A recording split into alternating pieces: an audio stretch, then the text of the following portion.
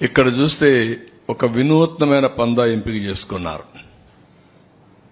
నేరస్తులు, అందులో కూడా ఆర్థిక ఉగ్రవాదులు ఎలాంటి పందాన్ని ఎంపిక చేసుకుంటారనుకోనికి ఇదొక ఉదాహరణ.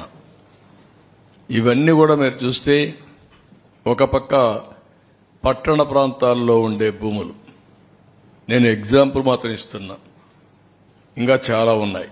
కావలి, నెల్లూరు, ఏ టౌన్ చూసినా, ఈవెన్ ధర్మవరం మీరు చూశారు, మార్నింగ్ వాక్ ఏం చేశాడో.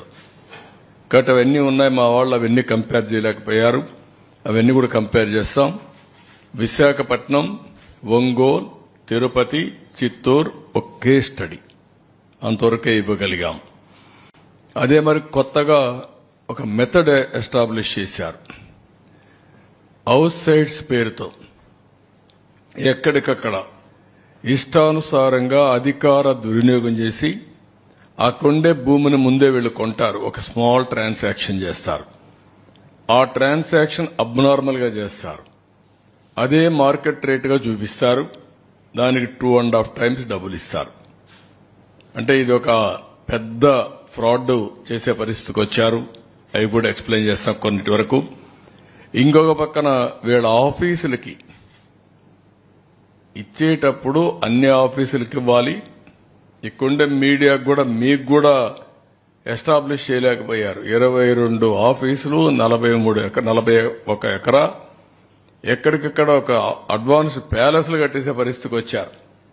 ప్రజాస్వామ్యానికే గంతలు కట్టే పరిస్థితికి వచ్చారు. మీ అందరూ కూడా ఎవరు ఎక్స్పెక్ట్ చేయనటువంటి పరిణామం తీసుకొచ్చారు.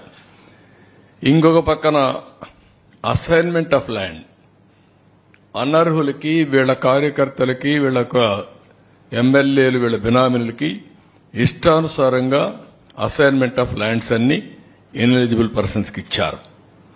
ఇంకొక పక్కన మీరు చూస్తే అసైన్డ్ ల్యాండ్స్, ఇది చాలా నేరం పిఓటి కింద. అలాంటి భూమిని వేరే వాళ్ళు ముందు కల్టివేట్ చేసుకుని వాళ్ళు రికార్డ్ చేసుకుంటే దాన్ని ఫ్రీ హోల్డ్ చేసి రెగ్యులరైజ్ చేశారు. అంటే ఇది ఎంత ప్రమాదం అంటే అంత ప్రమాదం. అలాంటివి చేశారు. అదే సమయంలో ఇంకా లాస్ట్ కొంచెం రీసర్వే పేరుతో భూముల బౌండరీసే మార్చేశారు. ఇంకొక పక్క ఏపీ ల్యాండ్ టైటిలింగ్ యాక్ట్, ఇది పరాకాష్ట. ఇంకెవ్వడికి భూమి మీద హక్కు లేకుండా భూములన్నీ దోచుకోవడానికి, ఒక రాచబాటేసుకోవడానికి కార్యక్రమాన్ని ప్రారంభించే పరిస్థితికి వచ్చారు. నెక్స్ట్